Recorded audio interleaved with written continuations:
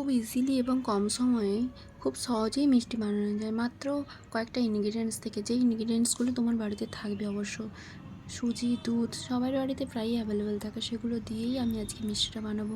তো মিষ্টিটা খেতে এমনিতেই খুব সুস্বাদু হয়েছিল। তোমরা চাইলে যে কোনো উৎসব অনুষ্ঠান বা বাড়িতে যখনই চাইবে এইরকম মিষ্টি তোমরা বানাতে পারবে।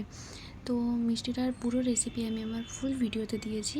ইনগ্রিডিয়েন্টসগুলো আমি আমার ডেসক্রিপশানে দিয়ে দেবো, তোমরা গিয়ে চেক করে নিও। আর এটা খুব ইজিলি বানানো যায় বলে তোমাদের সাথে শেয়ার করছি। হ্যালো এভরিওয়ান, আজকে আমি একটা মিষ্টি রেসিপি দিচ্ছি। এখানে 12 থেকে 15টা আমন্ড নিয়ে নিয়েছি, হাত থেকে 8টা ক্যাশিউ নাটস নিয়ে নিয়েছি। তো এখানে 1 কাপ সুজি নিয়ে নিয়েছি, আর 2-3 কাপ হচ্ছে যে মিষ্টির গুঁড়ো নিয়েছি, বা তোমরা চাইলে চিনির গুঁড়ো নিতে পারো। একটা কড়াইতে নাটসগুলো, বাদামগুলো ভালো করে ভেজে নেব। ভেজে নেওয়ার পর এটাকে গুঁড়ো করার জন্য রেখে দেবো।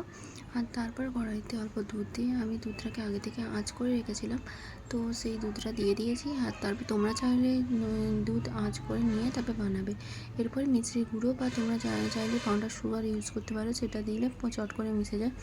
তো মিষ্টির গুঁড়োটা ভালো করে মিশে গেছে। মিশে যাওয়ার পর আমি সুজিটাকে দিয়ে দেবো, দিয়ে ভালো করে নেড়ে নেবো, যাতে সুজির আর দুধ ভালো করে অ্যাবজর্ব করে যায়, সুজিটা যাতে ফুলে যায় একটু। তো নেড়ে নিতে এরপরে এটা ফ্লেভার অ্যাড করার জন্য প্রথমে দেবো যে নারকেল গুঁড়ো অ্যাকচুয়ালি দিলে ওর টেস্টটা একটু ডিফারেন্টই আসে, কিন্তু খুব টেস্টি হয়। সেই জন্য নারকেলের ভূমিকা এখানে অনেকটাই বেশি। তাই জন্য নারকেল গুঁড়ো দেওয়ার পর ভালো করে একটু নেড়ে পাউডার দুধটা তারপরে অ্যাড করে দেবো। দেখো আমি এখানে 2-3 কাপের মতো পাউডার দুধ নিয়েছিলাম। তারপরে অ্যাড করে দেওয়ার পর একটু নেড়ে চেড়ে নেওয়ার পর তারপরে আমি ভেজে নেওয়া বাদামগুলো যে ক্রাশ করে রেখেছিলাম গুঁড়োগুলো, সেই গুঁড়োটা দিয়ে দেবো।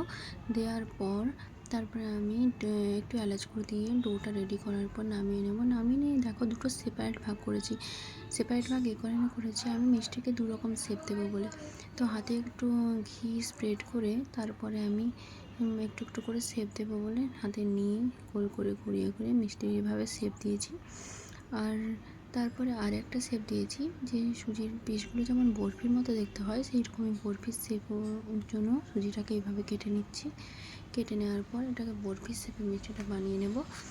আর তারপরে তোমাদের অবশ্যই ভালো লাগলে আমাকে লাইক, কমেন্ট, শেয়ার করে দিও। আর নতুন যারা থাকবে তারা অবশ্যই চ্যানেলটাকে সাবস্ক্রাইব করে দিও, আর এইভাবে আমাকে সাপোর্ট করো। দেখো আমার মিষ্টি প্রায় বানানোর শেষ। এরপরে মাঝে থেকে ডেকোরেট করার জন্য ড্রাই ফ্রুটসের কিছু আমি ক্রাশ করে ড্রাই ফ্রুটস রেখেছিলাম। এখানে কিছু পেস্তা আছে, আমন্ডস আছে, যেগুলো খুব ছোটো ছোটো করে কেটে রেখেছিলাম, তো সেগুলো আমি দিয়ে ডেকোরেট করে নিয়েছি। তাকে এবার কেটে দেখিয়ে দিয়েছি। মিষ্টিটা খুবই ভালো হয়েছিল। তো তোমরা চাইলে যে কোনো অনুষ্ঠানে তোমাদের বাড়িতে এইরকম মিষ্টি বানাতে পারো। আজকে এত দূর। Thank you for watching.